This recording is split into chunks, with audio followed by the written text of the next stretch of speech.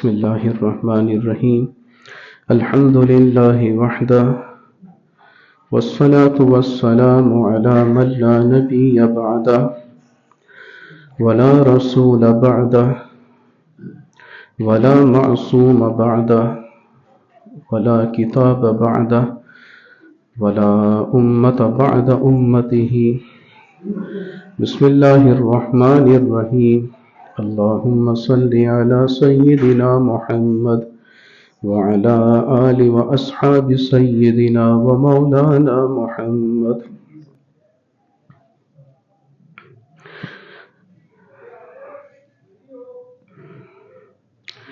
أفضل صلواتك بعدد معلوماتك وبارك وسلم عليه صلاة دائمة متصلة تتوالى وتدوم.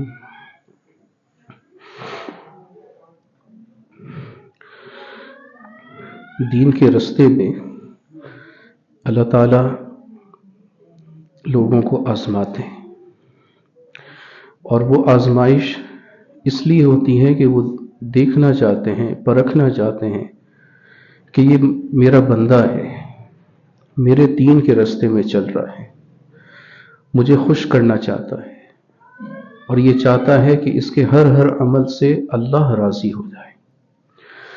تو اس کے لیے اللہ تعالیٰ یہ دیکھنا چاہتا ہے کہ کیا اس کے دل کے اندر میری محبت واقعی میں ہر محبت سے بڑھ کر ہے کہ نہیں.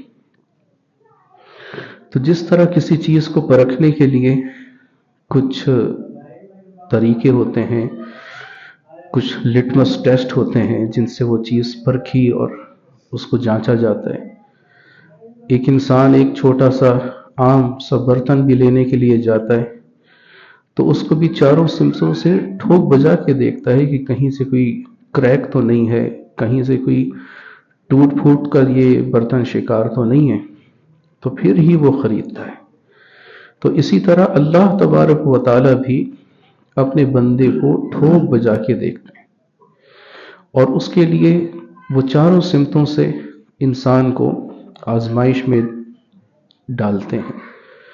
یہ آزمائش اللہ کی طرف سے آتی تو ہے، بیماری کی صورت میں آ سکتی ہے، پریشانی کی صورت میں آ سکتی ہے، کوئی ظاہری باطنی مصیبت کی صورت میں، کوئی دین و دنیا کی مصیبت کی صورت میں، کوئی شر میں انسان پھنس سکتا ہے. اور یہ ہمارا عقیدہ بھی ہے کہ جو بھی تقدیر خیر یا تقدیر شر کا معاملہ ہو رہا ہے وہ کس کی طرف سے ہوتا ہے؟ اللہ کی طرف سے. ہمارا ایمان ہے کہ والقدر خیرہ وشرہ من اللہ تعالی، کہ تقدیر خیر ہو یا تقدیر شر وہ اللہ کی طرف سے ہوتی ہے. لہٰذا انسان کو اللہ تعالیٰ آزما رہا ہوتا ہے چاروں سمتوں سے، اور یہ آزمائش انسان کے عقیدے کی پختگی کے لیے بھی ہوتی ہے ایک، اور دوسرا یہ کہ انسان کو مصیبتوں اور مشکلات اور مصائب کی بھٹی میں ڈال کر اسے خالص کیا جا رہا ہوتا ہے. جس طرح سونا ہے، سونا جس قدر آگ میں تپایا جاتا ہے، گرم کیا جاتا ہے، اسی قدر اس کے اندر سے جو امپیورٹیز ہوتی ہیں، ناخالص چیزیں ہوتی ہیں، وہ نکلتی رہتی ہیں. اور جب تمام ناخالص چیزیں نکل جاتی ہیں تو وہ سونا 24 کیرٹ گولڈ بن جاتا ہے. آپ نے سنا ہوگا کہ کچھ سونا ہوتا ہے 21 کیرٹ، کچھ ہوتا ہے 22 کیرٹ، کچھ ہوتے ہیں 24 کیرٹ. تو یہ جو 24 کیرٹ گولڈ ہوتا ہے یہ بھی گولڈ ہے، اور 21 کیرٹ گولڈ یہ بھی گولڈ ہے. لیکن ان دونوں میں فرق کیا ہے کہ 21 کیرٹ کے اندر کچھ ایسی ناخالص چیزیں ہوتی ہیں کہ جو 24 کیرٹ کے اندر نہیں ہوتی، وہ بالکل خالص اور پیور فارم ہوتی ہے. تو اللہ تعالیٰ بھی جس طرح سونے کو بھٹی میں جھونک کر تپا کر گرم کر کے کندن کیا جاتا ہے، ایک بندہ مومن کو آزما کر اسے کندن بنا رہا ہوتا ہے. یہ گہے راہ الفت ہے، مشکل سے یہ قدم اس رستے کے اندر جمتے ہیں. بہت سے لوگ اس راستے کے اندر انہی آزمائشوں کی وجہ سے کمزوری کی بنا پر پھسل بھی جاتے ہیں، بہک بھی جاتے ہیں، اور وہ اللہ تعالیٰ سے نا امید بھی ہو جاتے ہیں کہ انہیں آزمایا گیا، ان کی ہمت سے بڑھ کر آزما لیا گیا۔ تو ایک تو بات یاد رکھیں کہ لا یکلف اللہ نفسا الا وسعها، اللہ تعالیٰ کسی بندے مومن کی جو ہمت ہوتی ہے نا، اس سے بڑھ کر آزمائش نہیں ڈالتا۔ آزمائش اتنی ہی آتی ہے جتنا ایک بندہ سہ سکتا ہے۔ تو ایک بندہ اگر اس کو سہ نہ سکے اور وہ یوں کہہ دے کہ مجھ پر تو بہت بڑی آزمائشیں آ گئیں، اتنی آزمائشیں کہ اس سے پہلے کسی پر نہیں آئی تھی، تو یہ وہ غلط کہہ رہے ہیں۔ حضور نبی کریم صلی اللہ علیہ وسلم فرماتے ہیں کہ سب سے زیادہ انبیاء کو ستایا جاتا ہے اور تمام نبیوں کو ستایا گیا، لیکن سب سے زیادہ مجھے ستایا گیا۔ اب دیکھیے حضور صلی اللہ علیہ وسلم تمام انسانوں میں انبیاء کو فرما رہے ہیں کہ یہ سب سے زیادہ وہ لوگ ہیں کہ جن کو ستایا گیا ہے۔ کیوں نہ ستایا گیا؟ کیونکہ وہ اللہ کے دین پر چل رہے تھے، اور اللہ کے دین پر چلنا یہ کوئی آسان کام نہیں ہے، اور پھر یہ کہ اس پر نہ صرف یہ کہ چلنا ہے، اوروں کو چلانا بھی ہے، تو یہ اور مشکل کام ہو جاتا ہے۔ تو اللہ کے نبی صلی اللہ علیہ وسلم فرماتے ہیں تمام نبیوں کو ستایا گیا اور سب سے زیادہ مجھے ستایا گیا۔ لیکن کیا حضور علیہ السلام اس دین سے سر منہ بھی، بال برابر بھی پیچھے ہٹے؟ نہیں۔ قریش مکہ کے بڑے بڑے سردار حضرت ابو طالب کے گھر آ کر بیٹھے اور کہہ رہے ہیں کہ اپنے بھتیجے کو سمجھاؤ کہ وہ ہمارے لات و عزا اور بتوں کو برا کہنا چھوڑ دیں۔ حضرت ابو طالب خاموشی سے سن رہے ہیں، ابھی بھتیجے موجود نہیں ہیں۔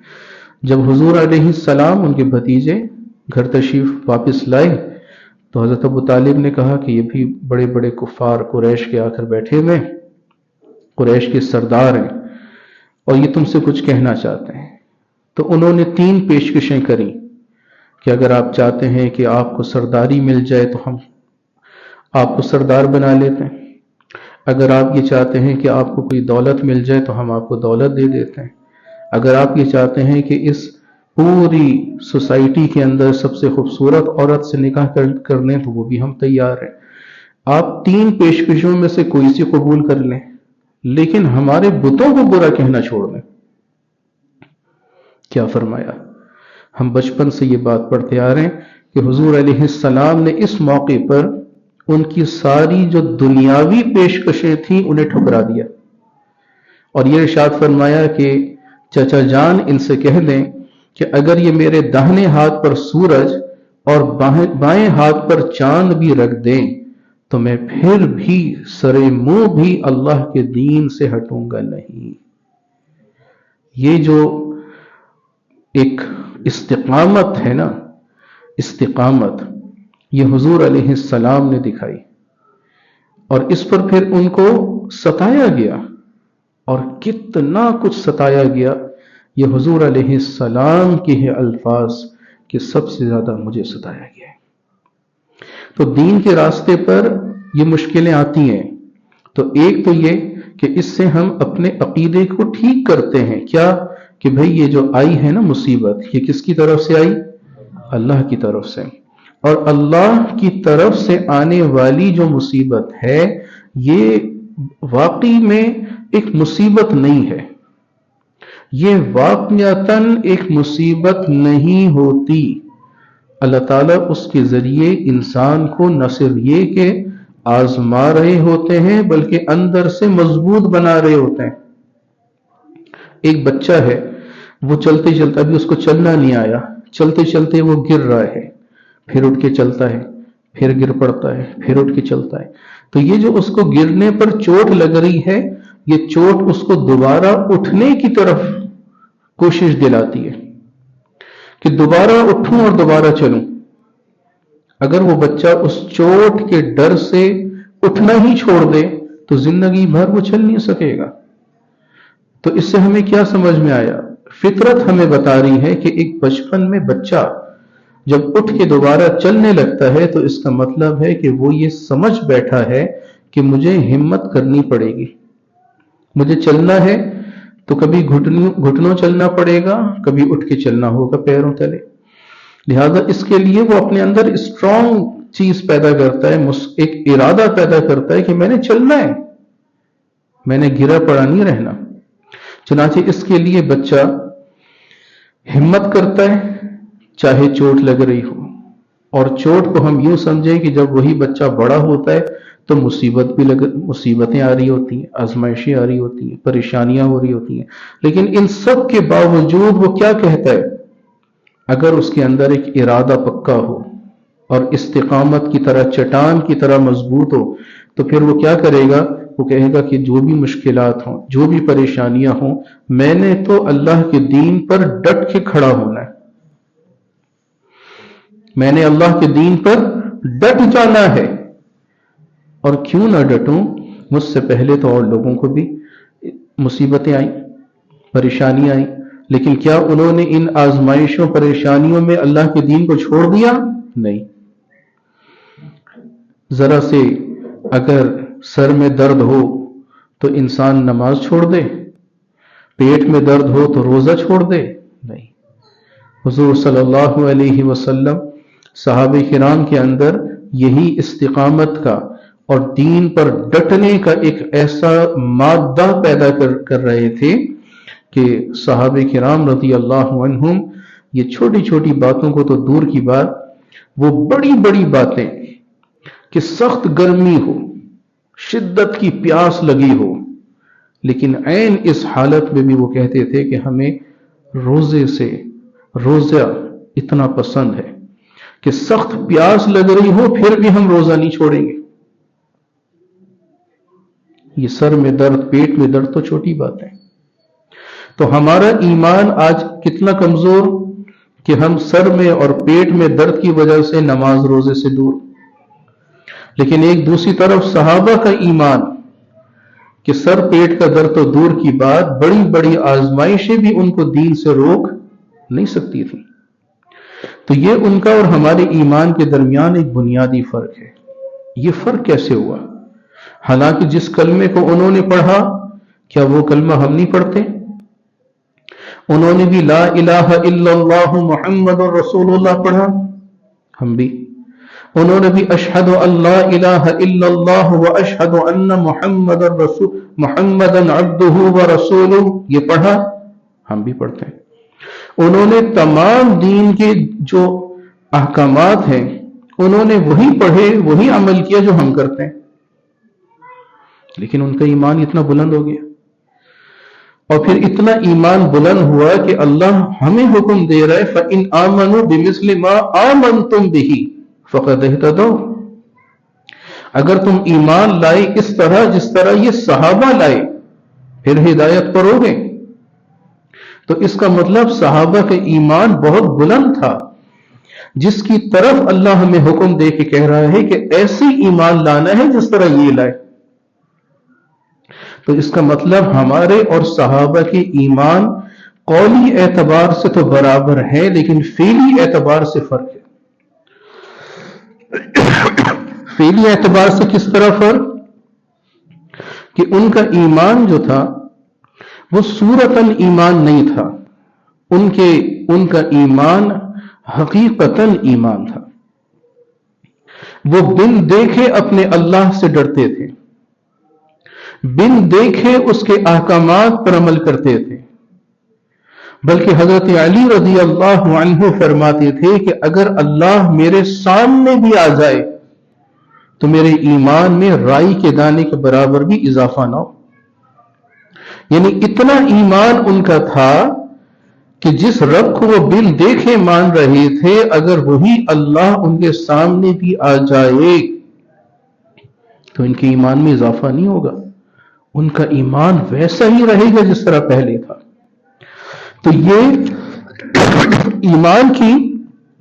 ایمان کے دو درجے ہیں.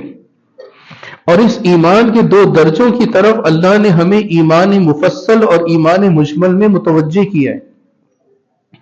وہ دو درجے کیا ہیں؟ ہم سب پڑھتے ہیں، اقرار باللسان و تصدیق بالقلب۔ زبان سے ہم کرتے ہیں اقرار، لیکن دل سے کرتے ہیں اس کی تصدیق۔ دل سے کس طرح تصدیق کرتے ہیں اور ایمان سے کس طرح ہم اس کا اقرار کرتے ہیں زبان سے؟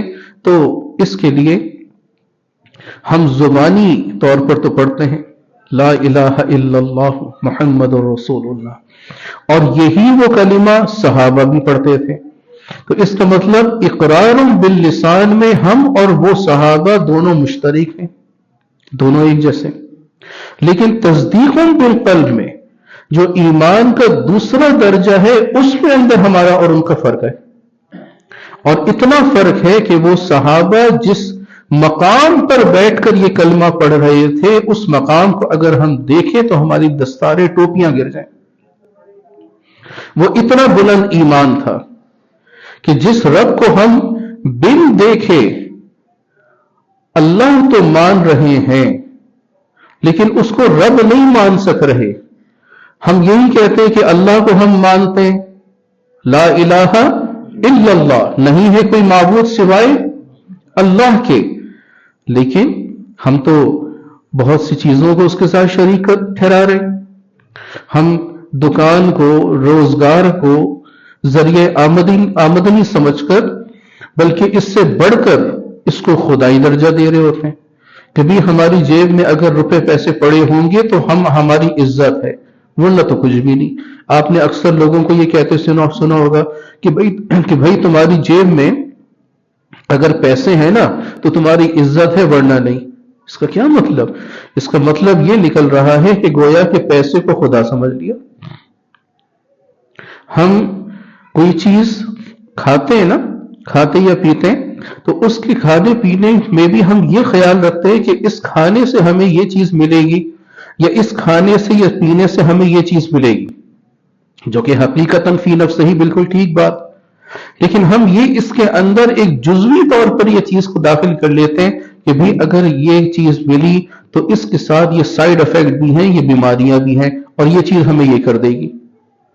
گویا کہ ہم اگر کوئی چیز کھاتے پیتے ہیں تو اس کے سائیڈ افیکٹس کے اندر ہم یہ سمجھتے ہیں یہ ہمیں بیمار کر رہی ہے۔ کہتے ہیں کہ نہیں بھئی میں فلاں چیز کھاؤں گا نا تو مجھے یوں ہو جائے گا، فی نفس ہی بالکل ٹھیک کہا، لیکن عقیدے کے اندر یہ اس نے سوچا کہ یہ چیز ہے جو مجھے بیمار کر رہی ہے، جبکہ حقیقتاً بیماری اللہ کی طرف سے آتی ہے۔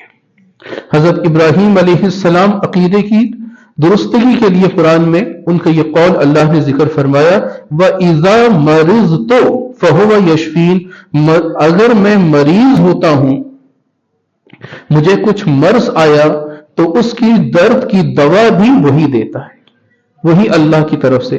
کیا مطلب؟ کہ اگر شفا اس کی طرف سے ہے تو بیماری بھی اسی کی طرف سے۔ اگر شفا کے اس دوا کے اندر شفا کی طاقت ہے تو اس کی اندر بیماری کی طاقت کو پیدا کرنے والا بھی کون؟ اللہ کی ذات۔ گویا کہ ہمارا عقیدہ جو ہے وہ اللہ اور رب کے درمیان ڈاواں ڈول ہو رہا ہے۔ ہم مانتے ہیں اللہ کو اللہ، ہم کلمے میں کہہ رہے ہیں لا الہ الا اللہ، لیکن اللہ کو اللہ ماننا تو ہے، لیکن کیسا اللہ ماننا ہے؟ وہ اللہ ماننا ہے کہ جو رب الارباب ہو، جو تمام جہانوں کا پالنے والا ہو، دکان پالنے والی نہیں، رزق و روزی پالنے والی نہیں۔ ماں باپ پالنہار ہیں، پالتے ہیں بچے کو، لیکن اللہ ان کے بارے میں بھی فرما رہا ہے کہ یہ جو والدین تمہیں پال رہے ہیں، یہ ان کو پالنے کا سلیقہ سکھایا بھی ہے تو اس اللہ نے جو رب ہے ان کا بھی۔ یا اللہ مجھ پر رحمت فرما۔ ہم ہر نماز میں یہ دعا کرتے کہ رب اجعلنی مقیم الصلاۃ ومن ذریتی ربنا وتقبل دعا. آگے ربنا اغفر لی ولوالدی وللمؤمنین یوم یقوم الحساب. گویا ہم اللہ کے بعد اپنے والدین کو بھی یہ کہتے ہیں کہ وہ رب ہیں، ہمیں پالا ہے انہوں نے، لیکن وہ رب وہ ہیں کہ جن کو اللہ نے خود پالا ہے. تو حقیقتاً وہ پالن ہار نہیں، ان کو پالنے والا بھی کون؟ عقیدوں کو ٹھیک کرنا، اور عقیدہ ٹھیک ہوتا ہے سوچ سے. انسان کی سوچ یکسو رہے اس عقیدے کی درستگی کے لیے. اس عقیدے کی درستگی کے لیے سوچ اگر درست اور یکسو رہے گی تو عقیدہ بھٹکے گا نہیں. ہماری سوچ بھٹک جاتی ہے، اور شیطان کا یہی حربہ ہے. شیطان انسان کو جو وسوسہ ڈالتا ہے وہ وسوسہ انتہائی کمزور ہے نوعیت کے اعتبار سے، کیونکہ اللہ خود فرما رہا ہے ان کید الشیطان کان ضعیفا. شیطان کا جو مکر ہے، اس کا جو وسوسہ ہے وہ بہت کمزور ہے، نوعیت کے اعتبار سے کمزور ہے. لیکن انسان پر جب چل جاتا ہے تو وہ ہوتا کیا ہے؟ وہ ہوتا یہ ہے کہ انسان کو دو رستوں میں سے کوئی کسی ایک رستے کے اندر شک میں اور تردد میں ڈالتا ہے کہ یہ ٹھیک یا یہ ٹھیک. ہونا کیا چاہیے؟ اللہ کا ایک رستہ ہے. اللہ کے نبی صلی اللہ علیہ وسلم کے لیے قرآن میں ارشاد فرما کہ اللہ تعالیٰ فرماتا ہے قل، آپ فرمائیے، ھذہ سبیلی، کہ یہ میرا ایک سیدھا راستہ ہے اور میں اسی راستے کی طرف ادعو الی اللہ، اللہ کی طرف بلاتا ہوں. اور پھر یہ بھی اعلان فرما دیجئے کہ قل ھذہ سبیلی ادعو الی اللہ علی بصیرۃ انا ومن اتبعنی، کہ میں اور میرے متبعین سیدھے راستے پر ہیں. گویا کہ صراط مستقیم حضور صلی اللہ علیہ وسلم کو عطا کیا گیا، اور یہ فرمایا کیا کہ یہ ایک سیدھا راستہ ہے جس پر چل کر اس اللہ کی جنت تک پہنچنا ہے. لیکن شیطان اسی سیدھے راستے کے اندر شک میں ڈالتا ہے کہ یہ ٹھیک بھی ہے کہ نہیں. آپ بہت سے بچے ماشاءاللہ دین کے راستے پہ چل رہے ہیں، تبلیغی جماعت کے اندر ہیں، کچھ بچے تصوف کے اندر ہیں. یہ دونوں شعبے دین کے ہیں.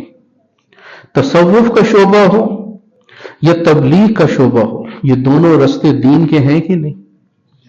تبلیغ ہو تو وہ بھی اللہ کے دین کی ہے، تصوف ہو تو وہ بھی اللہ کے دین کا رستہ ہے. یہ دونوں شعبے تبلیغ تصوف یہ دین کے شعبے ہیں. لیکن شیطان اسی دین کے اندر جو کہ سیدھا ایک راستہ ہے اس کے اندر ایک شک ڈالے گا کہ تبلیغ ٹھیک ہے یا تصوف، یا تصوف کے لوگوں کو کہے گا کہ تصوف ٹھیک ہے یا تبلیغ. اس طرح کر کے شک میں ڈال کر انسان کو مشکوک نگاہ والا بناتا ہے. انسان جب مشکوک نگاہ والا بن جاتا ہے تو اب وہ ہر چیز میں شک کرے گا، کیونکہ اس کی اینک اس نے ایسی شک کی پہن لی کہ جس میں اس کو سیاہ سفید ہو کر نظر آ رہا ہے. بھئی کالا چشمہ پہن لیا، دن میں بھی آپ جائیں گے تو آپ کو کیسا نظر آئے گا؟ ہلکا ہلکا کالا نظر آئے گا کہ نہیں؟ تو وہ کالا چشمہ پہنا دیتا ہے، وہ شک کی نگاہ ڈال دیتا ہے. اور یہ جو شک کی نگاہ ڈالنا ہوتا ہے یہ انتہائی کمزور وار ہے شیطان کا. اسی کے لیے اللہ فرما رہے ہیں کہ یہ بہت ہی کمزور وار ہوتا ہے اس کا. یہ کوئی شدید وار نہیں ہے، اس کو کوئی بڑا حملہ نہ سمجھو، یہ بہت ہی کمزور حملوں میں سے ہے. لیکن اس کو ایک چیز ایک بات کے تحت سمجھو، اور وہ کیا کہ یہ ایک کالا چشمہ ہے جو کہ شیطان نے پہنا دیا، اسے اتار کے پھینک دو. اس شک کی اینک کو اتارو اور دل کے اندر ایک سوچ پیدا کرو کہ یہ بھی تو دونوں راستے مجھ پر اب کھلے ہیں، تصوف ہے یا تبلیغ ہے، دین ہے دنیا ہے، یہ دونوں میرے اللہ کے پیدا کرتا ہے، یہ دونوں میرے دین کے تقاضے شعبے ہیں. اور ان دونوں میں سے کسی ایک پر چل کر میں اپنے اللہ کی منزل تک پہنچ سکتا ہوں۔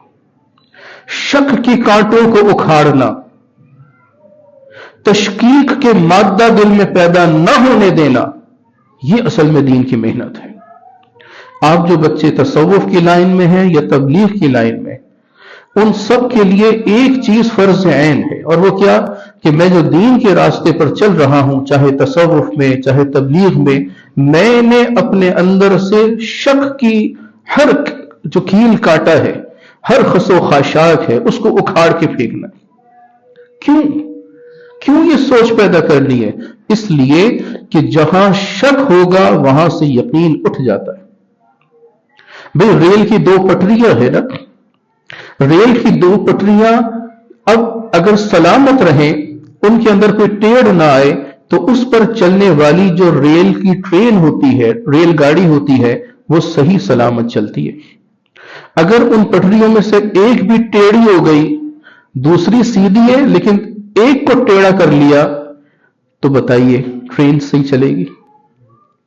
اب یوں سمجھ لیجئے کہ دین ایک ٹرین ہے اور اس کی دونوں اس کے مختلف شعبے ہیں۔ یوں سمجھ لیجئے کہ ایک پٹری تصوف کی، دوسری تبلیغ کی۔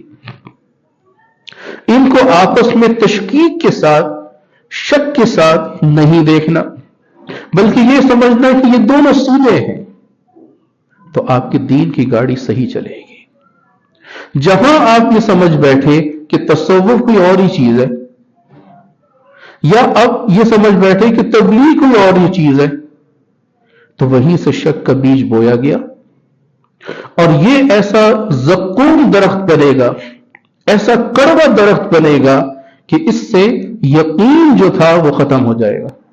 یقین کیا؟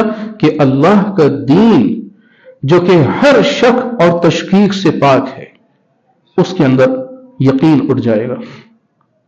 وہ یقین کیسے اٹھے گا؟ وہ یقین اس طرح سے اٹھ جائے گا کہ نہ معلوم کہ یہ تصوف دین کا شعبہ ہے کہ نہیں، یا تبلیغ دین کا شعبہ ہے کہ نہیں۔ جب یہ شک آ گیا تو یقین اٹھ گیا، اور جب یقین اٹھ گیا تو دین پر سے اعتماد اٹھے گا، اور صرف دین پر سے اعتماد نہیں، جن جن ذرائع سے یہ دین ہم تک پہنچا ہے ان سب پر انسان انگلی دراز کرنا شروع کر دیتا ہے کہ وہ غلط، وہ غلط، وہ غلط۔ اب یہ انگلی کہاں تک جائے گی؟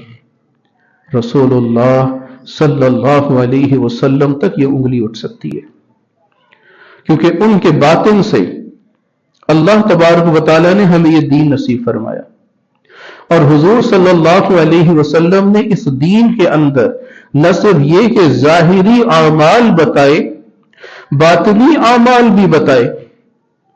ظاہری اعمال میں نماز بتائی کہ نماز کو پڑھو تو صلو کما رأیتمونی اصلی، جس طرح تم مجھے اٹھتے بیٹھتے نماز پڑھتے دیکھتے ہو ویسے ہی تم نے پڑھنی۔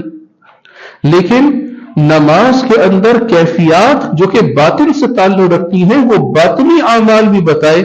نماز پڑھو تو خشوع اور خضوع کے ساتھ، نماز پڑھو تو دل کی کامل یقین کے ساتھ، نماز پڑھو تو ان تعبدوا اللہ کأنک تراہ کے ساتھ، اس طرح سے پڑھو کہ گویا کہ اللہ کو دیکھ رہے ہو۔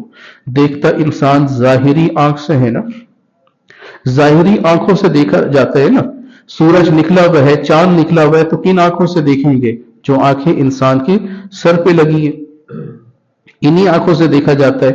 لیکن اللہ کو کیا دیکھ سکتا ہے ان آنکھوں سے؟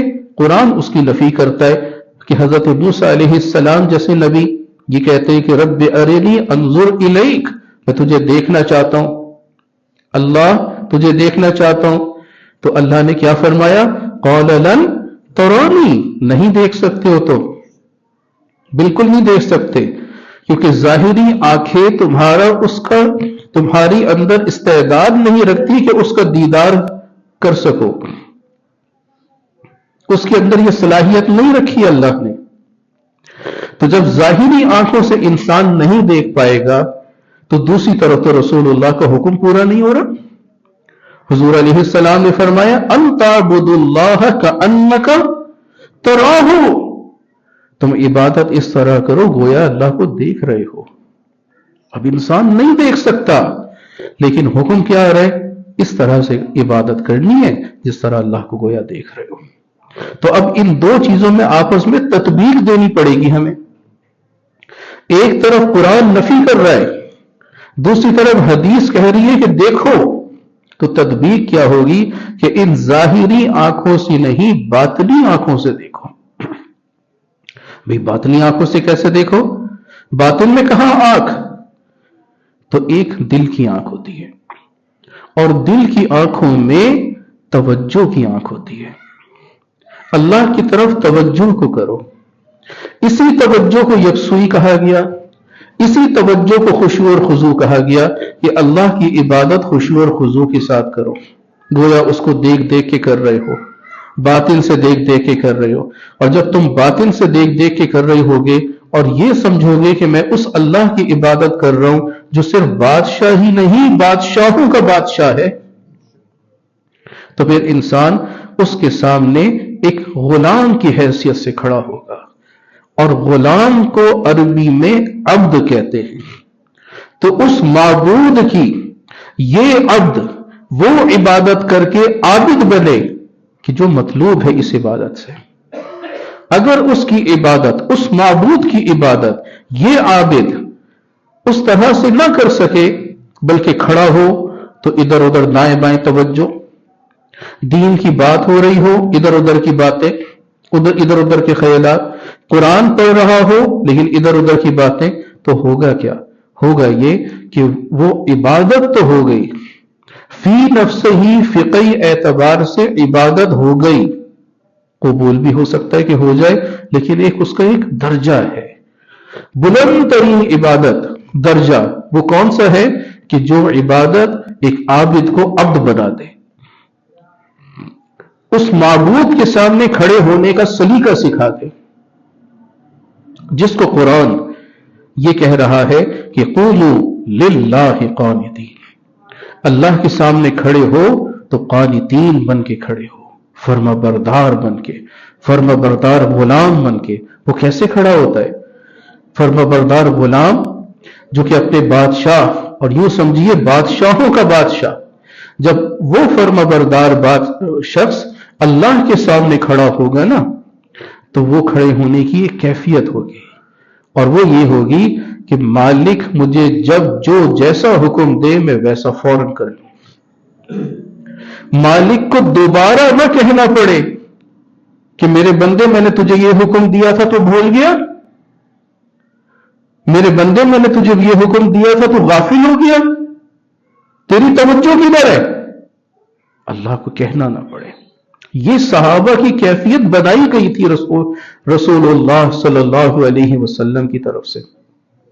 چنانچہ روایت میں آتا ہے کہ جب قرآن مجید میں ایک آیت نازل ہوئی جس میں اللہ تعالیٰ نے قسم اٹھا کے کوئی حکم نازل فرمایا، حالانکہ وہ حکم پہلے بھی قرآن میں آ چکا تھا، قسم اٹھا کے جب اللہ نے فرمایا تو ایک صحابی ہے وہ تلوار لے کر باہر نکل کر کھڑے ہو گئے اور آتے جاتے ہر ایک کو روک روک کے کہنے لگے بتاؤ وہ کون ہے، وہ کون ہے جس نے اللہ کو قسم کھانے پہ مجبور کیا، بتاؤ ذرا وہ کون ہے.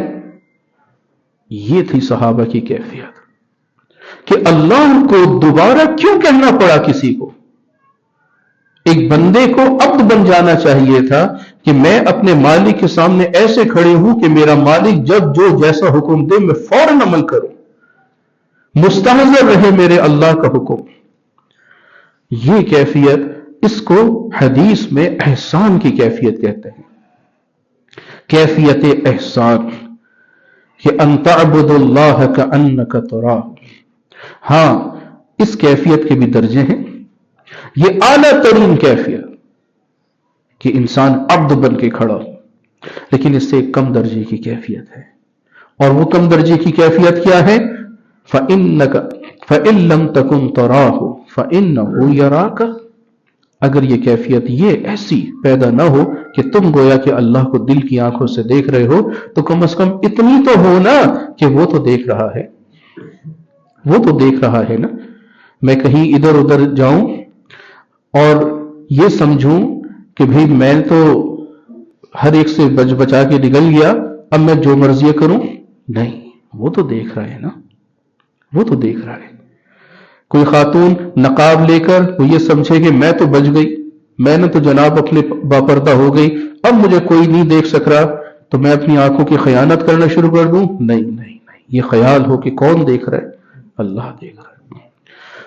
ایک مرد اندھیری رات اندھیرے کمرے میں موجود ہے، کوئی آس پاس اس کو دیکھنے والا نہیں، لیکن یہ نہ سمجھے کہ میں اب موبائل نکالوں، کچھ بھی کروں، کچھ بھی دیکھوں، کچھ بھی باتیں کروں. نہیں، مجھے کون دیکھ رہا ہے؟ اللہ دیکھ رہا ہے. یہ ہے کیفیت احسان کہ یہ کم سے کم درجہ اتنا ہونا ضروری ہے عبد بننے کے لیے. اور اگر یہ کیفیت نہیں تو اس کا مطلب ہے ابھی تمہارے اندر شک کے کانٹے دل کے اندر موجود ہیں. اور میرے عزیزوں، یہ شک کے کانٹے ہوتے ہیں جو کہ ہم دین کے اندر یقین کھو دیتے ہیں، اور پھر یہ یقین جب دین پر اٹھتا ہے تو پھر صرف دین پر نہیں، دین والوں پہ بھی اٹھنا شروع ہو جاتا ہے، دین والوں پر بھی. اور ایسے ہی ہو رہا ہے، ایسے ہی ہو رہا ہے. ہماری جو محبت کا معیار ہے نا وہ جزوی ہے آج کل، جزوی محبت.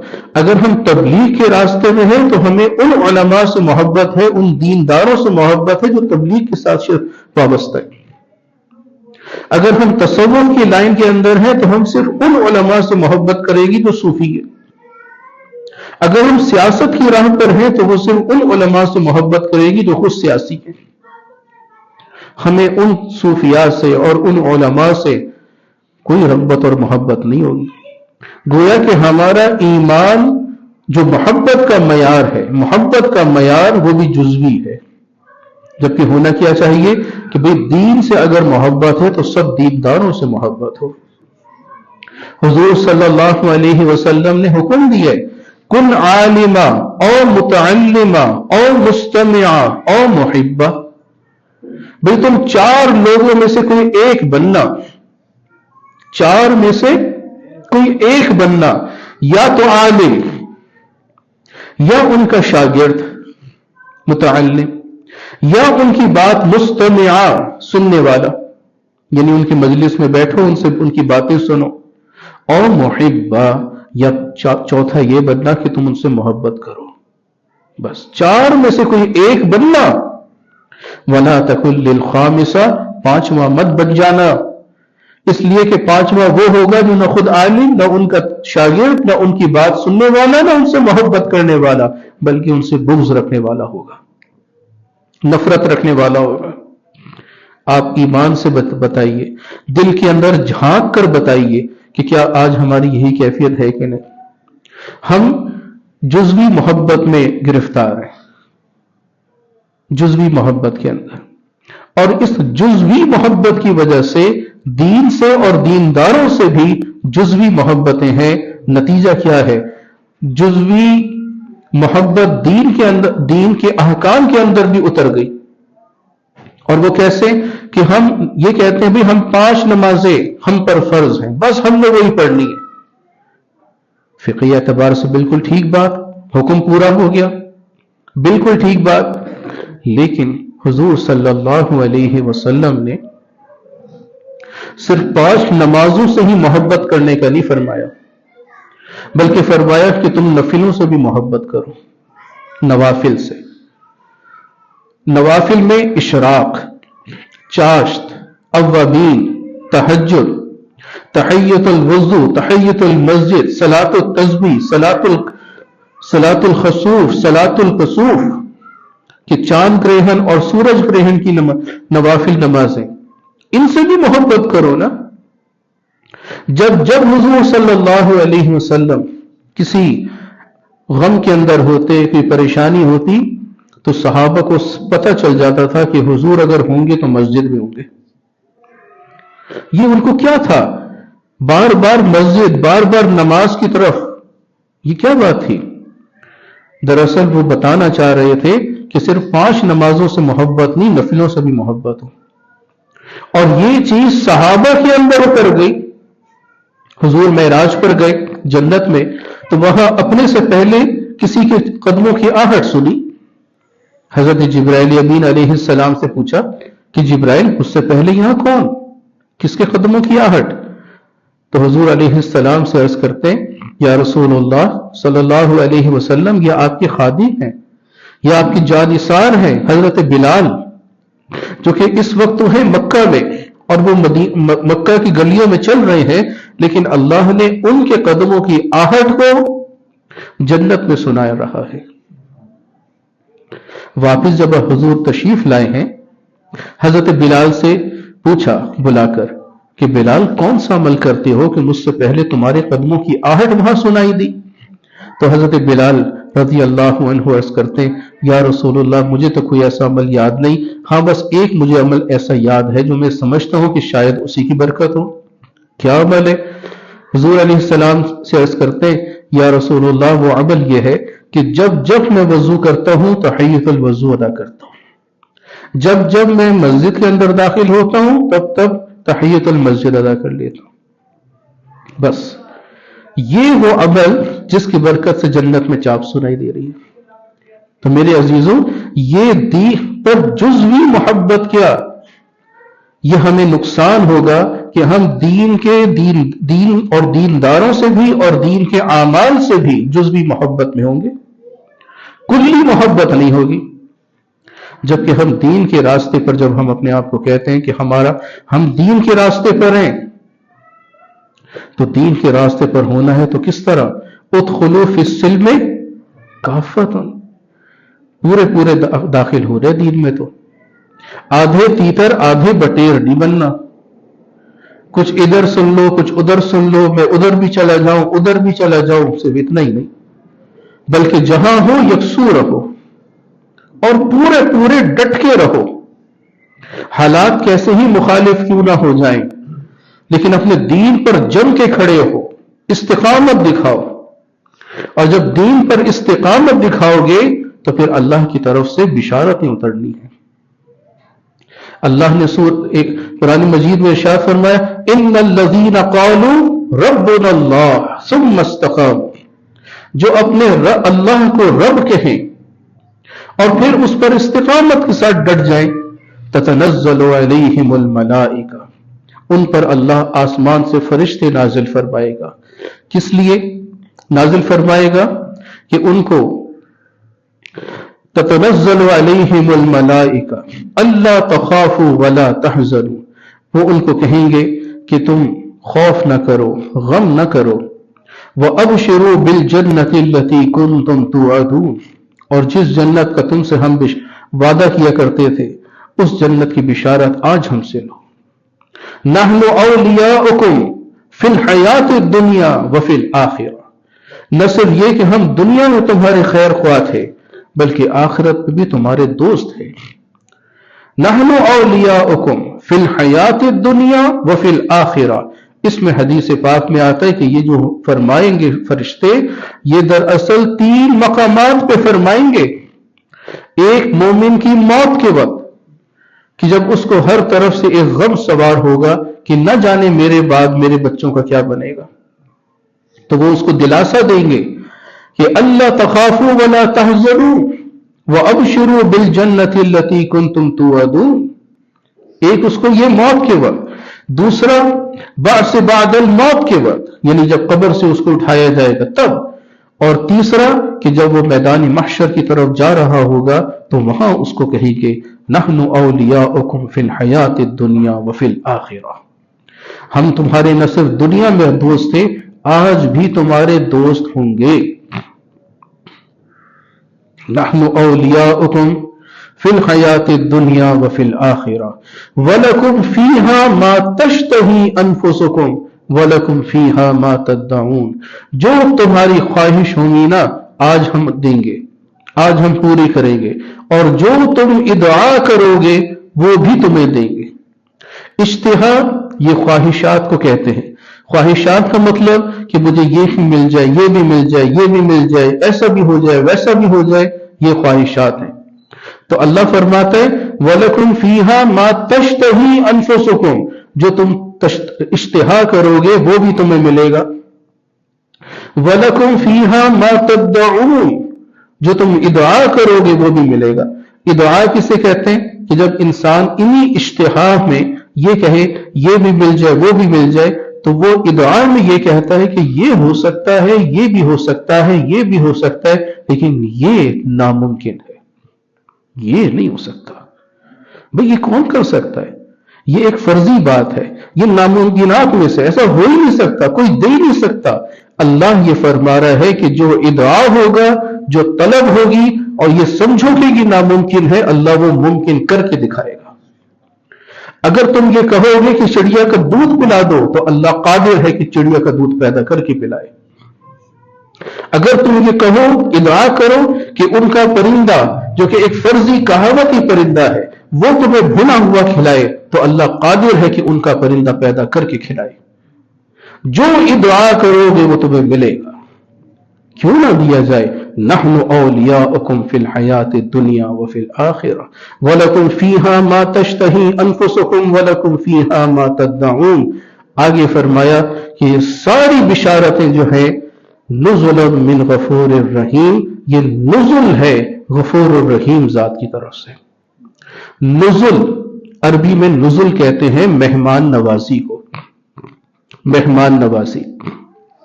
اور یہ مہمان نوازی کیا ہوتی ہے؟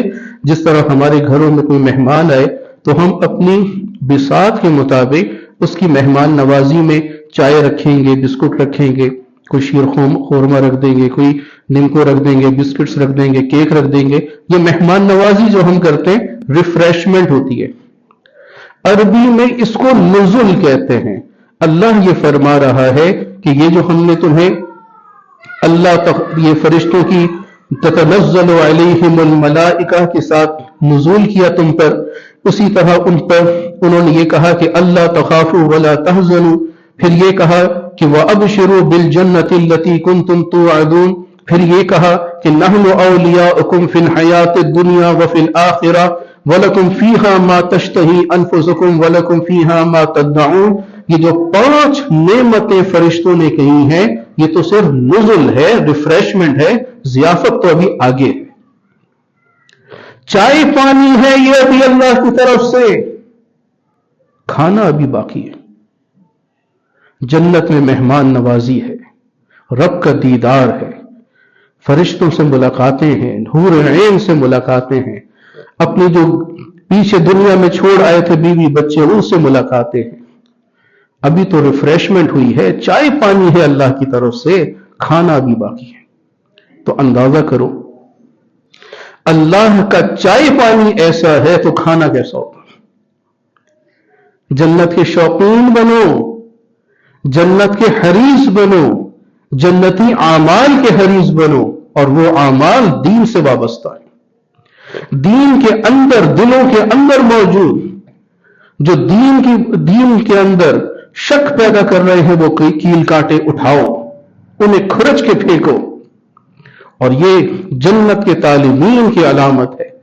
جو جنت کے طالبین ہوتے ہیں وہ اپنے دل کو کیل کانٹوں کے ساتھ ملوث نہیں کرتے۔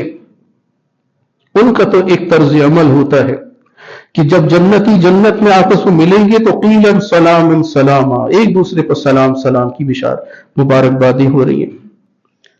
اور ان کا ابتدائی کلام سلام اور آخری کلام وآخر دعوانا ان الحمد للہ رب العالمین۔ آخری کلام یہ، جب پہلا کلام سلامتی اور آخری کلام الحمد کے ساتھ ہوگا تو اس کے درمیان پھر کیا ہوگا؟ یہی ساری باتیں، ایک دوسرے کے بارے میں کوئی برائی نہیں، ایک دوسرے کے دل کے اندر کوئی کجی نہیں، کوئی خس و خاشاک نہیں، کوئی برائی نہیں، کوئی منفی جذبات نہیں، ہر ایک کے ساتھ محبت۔ بلکہ جنتی جب جنت میں ایک دوسرے کے ساتھ بیٹھیں گے تو ان کی بیٹھنے کو اللہ نے ذکر فرمایا، علی سرر متقابلین، ایک دوسرے کے آمنے سامنے بیٹھیں گے، پیٹ پھیر کے نہیں بیٹھیں گے، گردن اکڑا کے نہیں بیٹھیں گے، چل تو کون تو میں کون، یہ والی ان کی حالت نہیں ہوگی، بلکہ جس کے پاس بیٹھیں گے علی سرر متقابلین، پورا انسان کا جو پوسچر ہے نا، یہ سر، اس کا سینہ، اس کے دونوں زانوں، یہ اس کے سامنے ہو کر بیٹھیں گے، یوں کر کے نہیں بیٹھیں گے، دونوں ایک دوسرے کے آمنے سامنے۔ گویا یہ جنتیوں کی علامت ذکر کی گئی. اس علامت کے اندر ایک نشانی ہے، اور وہ نشانی کیا ہے کہ ان کا دل ہر مسلمان کے میل سے پاک ہوگا. یہ جنتیوں کی علامت ہے اس جنت میں، لیکن اس علامت تک پہنچنے کے لیے دنیا میں یہ علامتیں حاصل کرنی ہوں گی. اور اگر یہ ہم حاصل کرنا چاہتے ہیں، دین پر عمل کرنا چاہتے ہیں، تو دین پر آدھے تیتر آدھے بٹیر بن کے عمل نہیں کرنا، پورے پورے کرنا ہے. اگر ہم آدھا آدھا کریں گے نا، جزوی عمل کریں گے، اس کا ایک نقصان ہوگا. وہ نقصان یہ ہوگا کہ ہم دین اور دینداروں سے دور ہوں گے، دین کے اندر شک پیدا ہو جائے گا، یقین اٹھ جائے گا، دین پر سے یقین اٹھے گا، آگے کے علماء اور صلحاء سے یقین اٹھے گا. اور اس کا ایک بہت بڑا نقصان یہ بھی ہے کہ پھر ہم دین پر وقتی عمل کریں گے، کل وقتی نہیں کریں گے. نتیجہ کیا ہوگا؟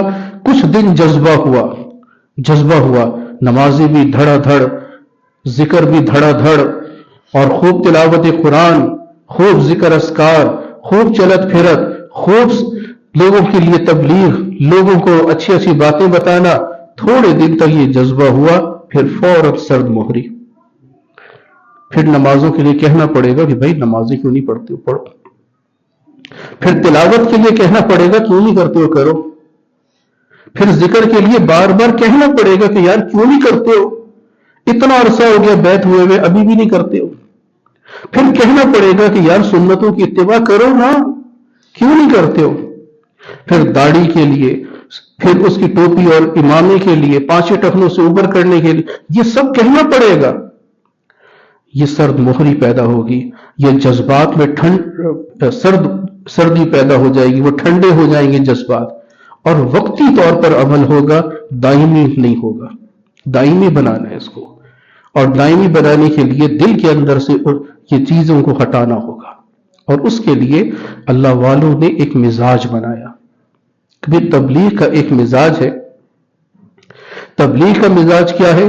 بھی تبلیغ کے اندر نکلو، چلت پھرت، ذکر، لوگوں کو بات بتانا، اسی میں تمہارا سب کچھ ہے. تبلیغ کے جو 6 نمبر ہے، ان 6 نمبروں کے اندر آپ اپنے آپ کو قید کر لو. اور وہ صرف 6 نمبر پورے نہیں ہیں، اس 6 نمبر کی اپنی جزیات ہیں، لیکن اجمالی طور پر 6 نمبر پورے، اجمالی طور پر. پھر اس کے آگے تفصیل ہے.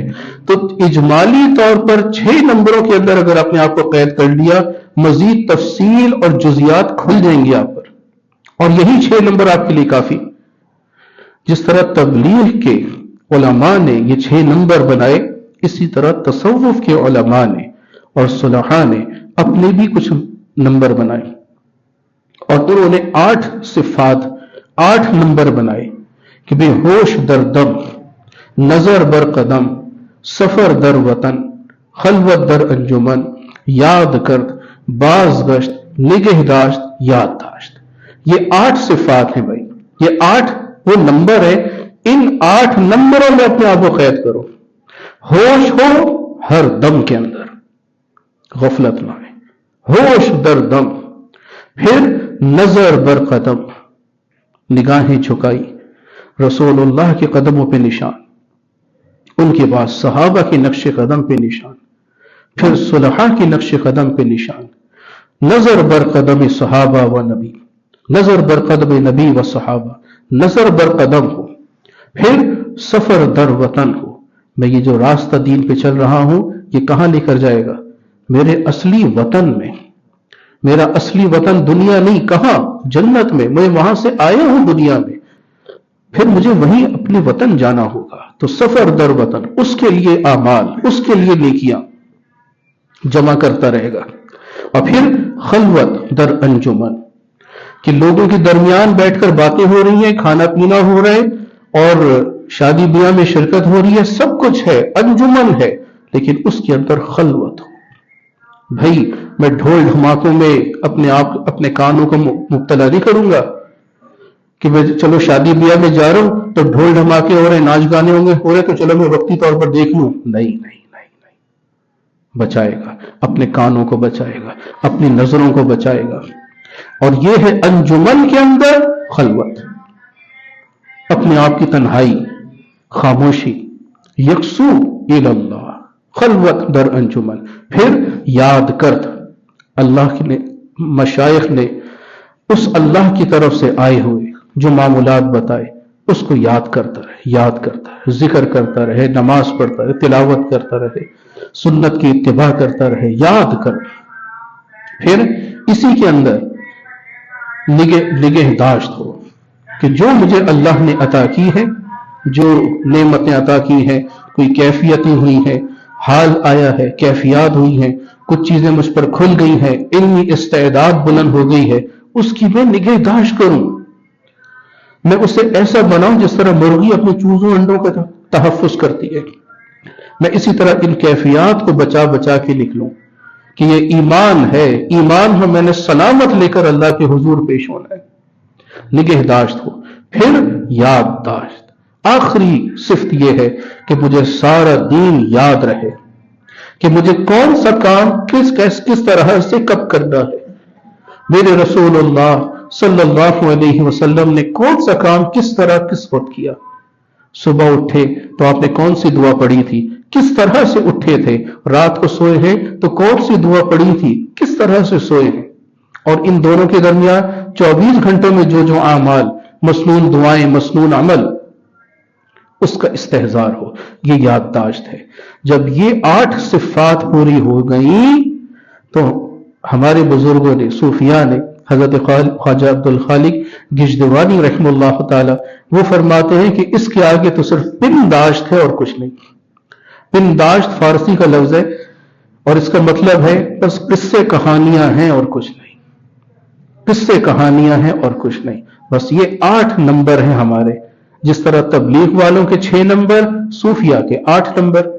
ان 8 نمبروں کے اندر اگر اپنے آپ کو قید کر لیا اور اس سے باہر نہ نکلے تو انشاءاللہ اسی میں آپ دین پر عمل کر بیٹھے اور جنت میں پہنچ گئے.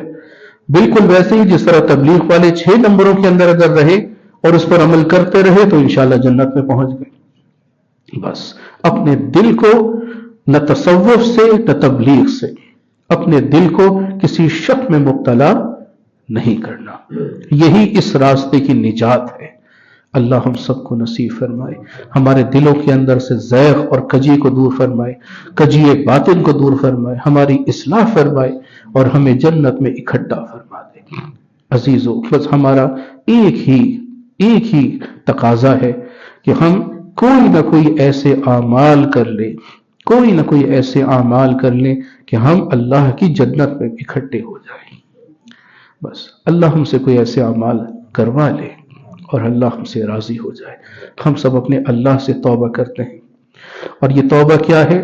اپنے تمام گزشتہ بدعمال، لغزشات، غفلتیں، نادانیاں جو کچھ ہم سے ہوئیں انسان ہونے کے ناطے، اپنے بربنائے طبع بشری ہونے کے ناطے جو کچھ ہوا اس سے یہ اللہ سے دعا کی جائے کہ یا اللہ یہ جتنا کچھ بھی مجھ سے غلطیاں ہوئیں میں تمام گناہوں سے معافی مانگتا ہوں، تمام گناہوں سے معافی. اور ان تمام گناہوں کو معاف کرنے والا اگر ہے تو تو ہے اللہ. تو میرے ان تمام لغزشوں کو معاف فرما دے اور آئندہ میری حفاظت فرما. ہم سب اپنے اللہ کے حضور کی توبہ کر رہے ہیں تو میرے ساتھ ساتھ ان کلمات کو پڑھ لیجئے. اعوذ باللہ من الشیطان الرجیم، بسم اللہ الرحمن الرحیم. آمنت باللہ وملائکتہ وکتبہ ورسلہ والیوم الآخر والقدر خیرہ وشرہ من اللہ تعالی والبعث بعد الموت. آمنت باللہ کما ہوا باسمائہ وصفاتہ وقبلت جميع احکامہ اقرار باللسان وتصدیق بالقلب وأشهد أن لا إله إلا الله وحده لا شريك له وأشهد أن سيدنا ومولانا محمدا عبده ورسوله أستغفر الله ربي من كل ذنب وأتوب إليه یا اللہ میں نے ہر گناہ سے ہر خطا سے سچی توبہ کی یا اللہ میری اس توبہ کو اپنی بارگاہ میں قبول فرما یا اللہ مجھے اس توبہ پر قائم فرما یا اللہ میرا خاتمہ ایمان پر فرما آمین۔ اللہ تعالیٰ آپ کو مبارک فرمائے۔ ساجس نے آپ کو توبہ طائب کروا دیا۔ اللہ سے دعا ہے کہ اللہ ہم سب کو یہ توبۃ النصوح کا درجہ نصیب فرمائے، پکی اور سچی توبہ ہو، ٹوٹنے سے محفوظ رکھے، اور اگر کہیں ٹوٹ جائے یا ٹوٹ جانے کا ڈر ہو تو اللہ اس سے ہماری حفاظت فرمائے، اور اگر ٹوٹ گئی تو دوبارہ جوڑنے کی بھی توفیق نصیب فرمائے۔ اس توبہ کے ساتھ اس ساجس نے جو حضرات بیت کے تعلق کے ساتھ اس کی نیت رکھتے ہوئے یہ کلمات پڑھیں، ان کو اس ساجد نے سلسلہ عالیہ، نقشبندیہ، مجددیہ، علائیہ کے اندر بھی داخل طریق کیا۔ اللہ سے دعا ہے کہ میرے حضرات کا فیضان ان کی طرف منتقل فرمائے، انہیں اپنی محبت و معرفت نصیب فرمائے، آمین۔ اب جو حضرات نئے داخلے سلسلہ ہوئے وہ اپنا وظیفہ سن لیں کہ 5 وقت کی نماز کو اول وقت میں ادا کرنا ہے، قرآن مجید کی تلاوت کا اہتمام رکھنا ہے، 3 تسبیحات، استغفار، درود شریف، کلمہ تمجید، اسی ترتیب کے ساتھ 100 دانوں کی ایک تسبیح صبح اور ایک تسبیح شام، استغفار، درود شریف اور کلمہ تمجید، یہ تسبیحات پڑھنی ہیں، اور اللہ کا ذکر دل سے اللہ اللہ اللہ کا ذکر کرنا ہے۔ یہ آدھے گھنٹے کے لیے روزانہ کرنا ہے۔ اس آدھے گھنٹے کو چاہیں تو ایک ہی نشست میں پورا کر لیں، یا چاہیں تو اس کو اپنی سہولت کے اعتبار سے تقسیم کر کے 5-5 منٹ کر کے 6 دفعہ کر لیں، 10-10 منٹ کر کے 3 دفعہ کر لیں، جیسے آسانی ہو۔ یہ آدھا گھنٹہ روزانہ اس ذکر کو پابندی سے کریں۔ اس ذکر کو کرنے کا فائدہ یہ ہے کہ اللہ کی محبت دل میں آئے گی، اور اس سے تمام ظلمتیں، تمام شکوک و شبہات کی جو کیل کاٹے ہیں وہ کھرچ کے اتریں گے، اور اللہ کی محبت داخل ہو کر جب یہ داخل ہو جاتی ہے دل میں تو اس محبت کے اثرات ہیں کہ اس محبت کی برکت سے پورے جسم کے اندر ایک انقلاب پیدا ہوتا ہے۔ دل چونکہ پورے جسم کا بادشاہ ہے، دل کا حکم سارے اعضاء پہ چلتا ہے، اس لیے یہ دل پورے جسم کا بادشاہ ہے۔ تو بادشاہ اللہ کی محبت میں جو حکم دے گا اس کی یہ رعایا، ہاتھ پیر، آنکھ کان ناک، یہ جو زبان، یہ دل کے رعایا میں سے ہیں، اس کے محکوم ہیں، لہذا یہ اسی کی اطاعت میں فرما بردار ہوں گے۔ آنکھ وہی دیکھے گی جو دل کہے گا، زبان وہی بولے گی جو دل اسے کہہ رہا ہوگا، کان وہی سننا چاہیں گے جو دل چاہے گا، ہاتھ پیر لغزشات سے بچیں گے۔ کیوں؟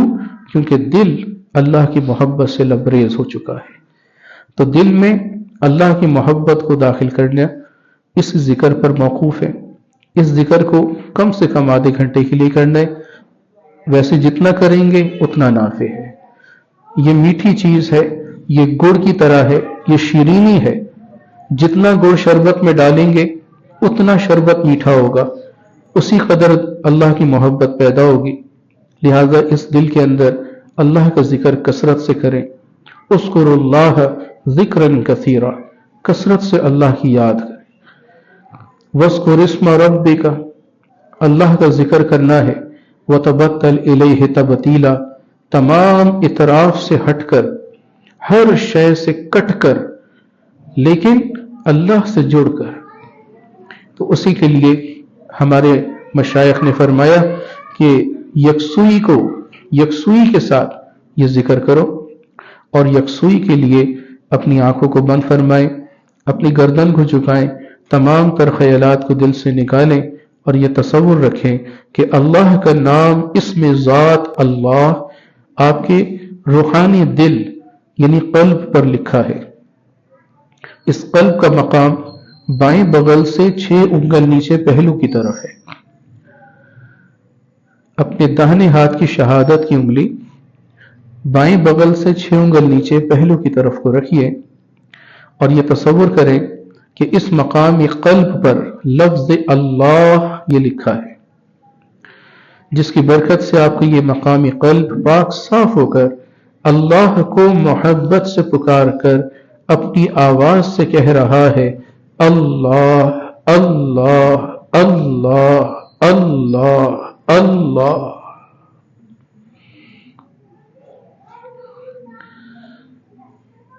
اب آپ اپنی شہادت کی انگلی ہٹا لیجئے اور جہاں انگلی آپ نے رکھی تھی وہاں صرف تصور رکھیں کہ وہاں اللہ اللہ اللہ کا ذکر ہو رہا ہے اور آپ اس کو سن رہے ہیں. ذکر کرنا یہ ذکر کہلاتا ہے اور ذکر کے ہوتے ہوئے اس کو سننا یہ مراقبہ کہلاتا ہے. اللہ اللہ اللہ اللہ اللہ اللہ اللہ اللہ اللہ اللہ.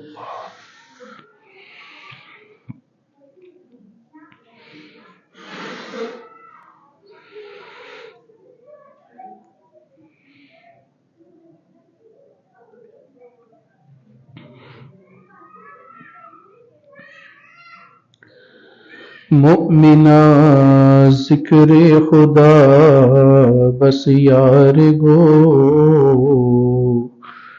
مؤمنا ذکر خدا بس یار گو،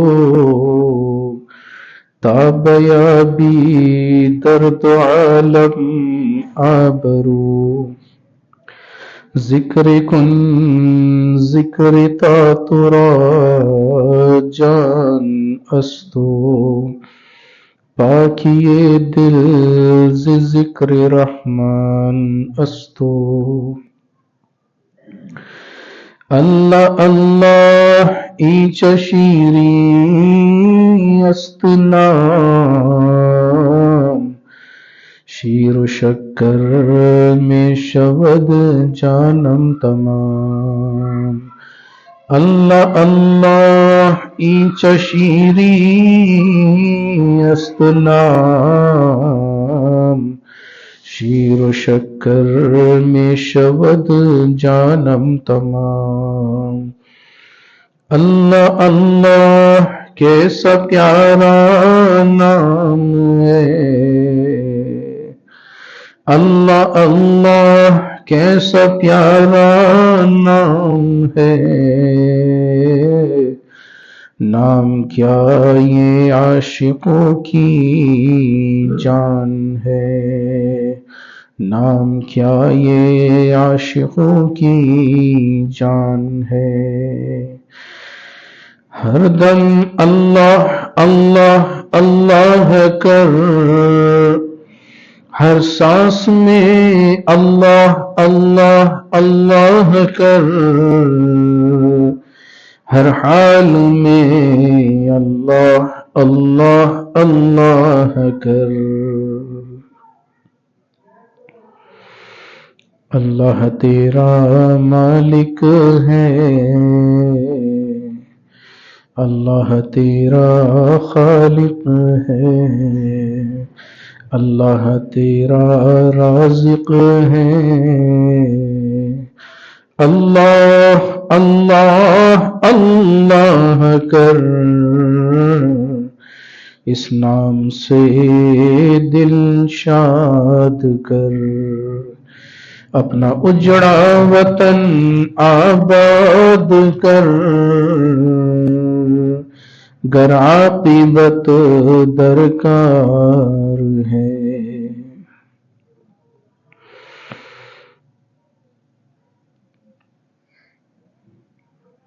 یاد کر دی بوقت زادن تو،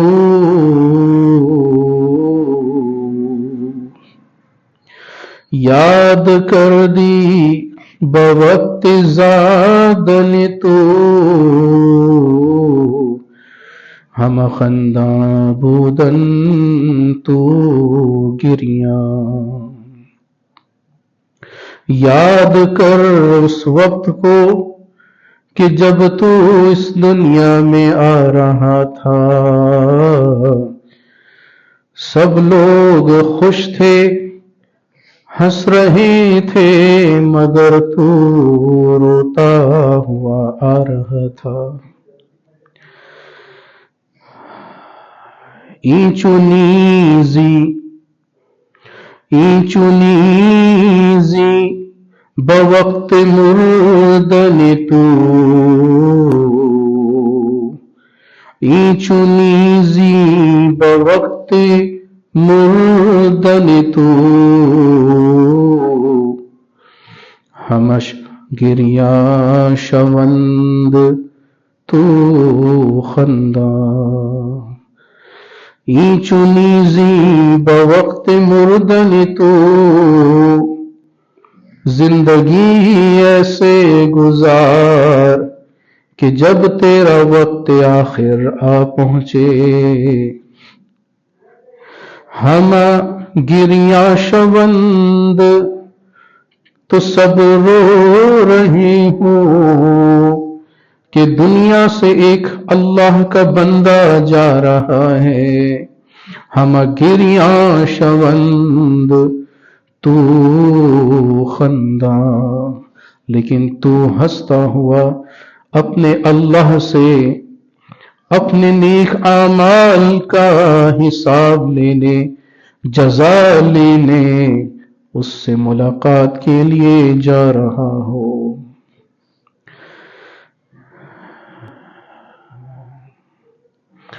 اللہ اللہ اللہ۔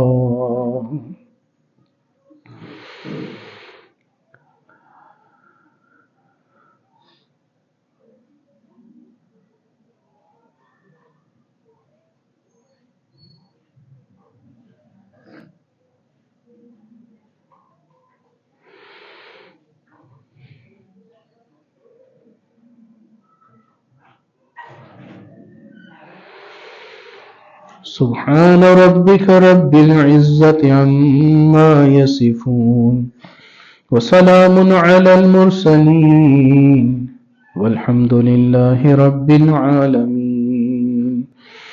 لا إله إلا الله محمد رسول الله صلى الله عليه وسلم۔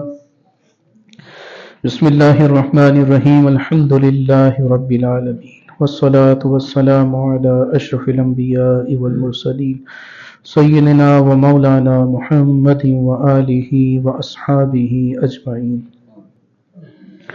اللهم أعنا على ذكرك وشكرك وحسن عبادتك۔ یا اللہ تیرا لاکھ لاکھ شکر کہ تو نے ہمیں یہاں بیٹھ کر اپنی یاد کی توفیق نصیب فرمائی۔ یا اللہ ہماری اس تھوڑی دیر یہاں بیٹھنے کو، تیرے ذکر کرنے کو، تیرے دین کی کچھ باتیں سننے کہنے کو قبول فرما۔ یا اللہ ہم سے جو لغزشات خطائیں سرزد ہوئیں انہیں معاف فرما۔ آئندہ ہر قسم کے گناہوں سے ہماری حفاظت فرما۔ ہماری آنکھوں کو بد نگاہی سے محفوظ فرما، ہمارے کانوں کو غلط سننے سے محفوظ فرما، زبانوں کو غلط بولنے سے محفوظ فرما، دلوں کے غلط سوچنے سے محفوظ فرما، ہمارے سینے کو کینے سے پاک فرما، ہمیں تقوی کی اعلیٰ پوشاک عطا فرما، سر کے بالوں سے پیر کے ناخن تک اپنی اطاعت کی عزت نصیب فرما، معصیت کی ذلتوں سے محفوظ فرما۔ یا اللہ ہمیں ایسا بنا جیسا بننے کا حق ہو، اور جیسا تو خود اپنے بندوں کو دیکھنا چاہتا ہو۔ یا اللہ اگر ہم خود ویسے نہ بن سکیں تو ہمارا ہاتھ پکڑ کر ہمیں ویسا بنا دے، ہماری ہر مشکل کو آسان فرما، ہر مصیبت کو دور فرما، قرضوں کے بوجھ سے سبک دوش فرما، بیماریوں کو شفا میں تبدیل فرما، ہر اٹکے ہوئے کام کو بنا دے، ہر الجھن کو سلجھا دے، جنہوں نے دعاؤں کے لیے کہا چاہا سب کی مرادوں کو پورا فرما، قسمتوں کو اچھا فرما، سب کے عقائد کی درستگی فرما، اعمال کو سنت کے سانچے میں ڈھال دے، معیشت کو سود سے پاک فرما دے، معاشرت کو خیر و بھلائی کا ذریعہ بنا دے، اخلاق و کردار کو اخلاق محمدیہ صلی اللہ علیہ وسلم سے مزین فرما دے۔ یا اللہ ہمیں حضور علیہ السلام کی ہر ادا پر فدا ہونے والا بنا، ان کی سنتوں کا عاشق بنا، ڈھونڈ ڈھونڈ کر سنتیں اپنے جسم پر سجانے کی توفیق عطا فرما، اور اس ادا پر فدا ہونے کی برکت سے کل قیامت کے روز حضور کے جھنڈے تلے اکٹھا فرما، حضور کے ہاتھوں سے آب کوثر کا جام عطا کر حضور کی شفاعت کبریٰ سے بہرہ مند فرما، اور حضور علیہ السلام ہی کی معیت میں جنت الفردوس عطا فرما۔ یا اللہ ہمیں دنیا اور آخرت کی ہر خیر عطا فرما، ہر شر سے ہماری حفاظت فرما، دین پر چلنا، عمل کرنا استقامت کے ساتھ، شرع صدر کے ساتھ ہمیں اس کی توفیق نصیب فرما، نفس و شیطان کے اندیکھے حملے اور وار ہیں ان کو خطا فرما، اس کے ہر وسوسے کو اس ہی کی طرف لوٹا دے اور ہماری حفاظت فرما، ہماری اصلاح فرما، ہمیں دین کے راستے پر استقامت نصیب فرما، اس کے اندر خلوص عطا فرما، اور اس اخلاص میں اپنی رضا کو چھپا دے اور وہ ہمیں نصیب فرما دے۔ یا اللہ ہمارے ہر عمل کے اندر اپنی رضا کو مطلوب رکھ، یا اللہ کہ ہم تجھے خوش کر دیں، تجھ کو راضی کر لیں، اور یا اللہ اگر تو راضی تو سب راضی۔ اے اللہ ہمیں کوئی ایسے اعمال ہم سے سرزد فرما کہ تو ہم سے راضی ہو جائے اور ہم تیری بنائی جنت میں پہنچ جائیں۔ یا اللہ اگر ہم اپنے اعمال کی طرف دیکھتے ہیں تو ہماری تو اتنی اوقات نہیں، ہماری اتنی حیثیت اور استحقاق نہیں کہ ہم تجھ سے جنت کا سوال کریں، لیکن تیرے نبی صلی اللہ علیہ وسلم کو حکم دیکھتے ہیں کہ انہوں نے فرمایا کہ اللہ سے جنت مانگا کرو اور جنت الفردوس مانگا کرو۔ اللہ ہم تیرے نبی صلی اللہ علیہ وسلم کا یہ فرمان تیرے سامنے پیش کر دیتے ہیں، اللہ تو ہمیں نہیں اپنے نبی کے اس فرمان کو دیکھ لے، اور یا اللہ ان کے اس فرمان کو قبول فرما لے، ہمارے اور تمام ہمارے اہل و عیال، تمام عامت المسلمین، عامت المؤمنین کے حق میں قبول فرما لے، اور سب کو جنت کا مستحق بنا دے، ہر ایک کی گردن کو جہنم سے چھڑا دے، ہر ایک کی گردن کو جہنم سے چھڑا دے۔ اللہ ہم دین پر اس لیے عمل کر رہے ہیں کہ ہم اس دین کی برکت سے تجھ سے کل قیامت کے روز اس حال میں پیش ہو کہ تو بھی ہم سے راضی ہو اور ہم بھی تجھ سے راضی ہوں۔ اللہ ہمیں اس دین کی محنت میں قبول فرما لے، اور جو حضرات چل رہے ہیں تبلیغ میں، تصوف میں، سب کو خیر و برکت نصیب فرما، دین و دنیا کی ہر خیر عطا فرما۔ یا اللہ دینی مہمات کو ان پر آسان فرما اور فتوحات کے دروازے کشادہ فرما۔